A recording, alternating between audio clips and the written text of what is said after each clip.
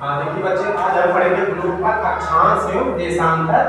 क्या अक्षांश रेखा होती है, देशांतर रेखा क्या होती है, उनको हम पढ़ेंगे। जैसे शून्य अक्षांश रेखा को भूमध्य रेखा भी कहते हैं।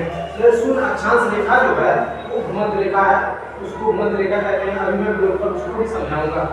23 सही एक उत्तरी अक्षांश रेखा को कर्क रेखा कहते हैं। 23 सही दक्षिणी अक्षांश रेखा को मकर रेखा कहते हैं। 66 सही एक उत्तरी अक्षांश रेखा को आर्कटिक रेखा कहते हैं या आर्कटिक वृत्त भी इसे कहते हैं। 66 सही दक्षिणी अक्षांश रेखा को अंटार्कटिक रेखा कहते हैं या अंटार्कटिक वृत्त कहते हैं। अब उसको लोग के समझेंगे। जैसे कि हमारी पृथ्वी, मान लीजिए हमारी पृथ्वी जो हमारी है, इसको हम मान लीजिए हमारी पृथ्वी है। जो हमने पढ़ा है शून्य अक्षांश रेखा को भूमध्य रेखा कहते हैं।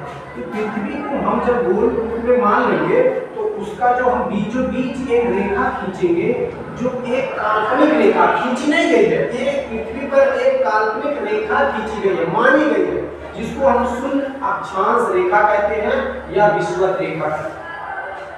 फिर इसके उत्तर में 23 सही एक कर्क रेखा है, एक काल्पनिक रेखा है जो एक मानी गई है। और इसके बीचों बीच यानी भारत की कर्क रेखा जो है, कर्क रेखा भारत के बीचों बीच से होकर गुजरती है, अर्थात हमारा भारत यहाँ पर है। फिर ये उत्तरी अक्षांश के जो कर्क रेखा 23 सही है। फिर 23 सही 1/2 दक्षिणी अक्षांश रेखा को मकर रेखा कहते हैं। 23 सही 1/2 दक्षिणी अक्षांश रेखा को मकर रेखा कहते हैं। फिर 66 सही उत्तरी अक्षांश रेखा 66 सही 1/2 उत्तरी अक्षांश रेखा को अंटार्कटिक रेखा कहते हैं या अंटार्कटिक वृत्त कहते हैं।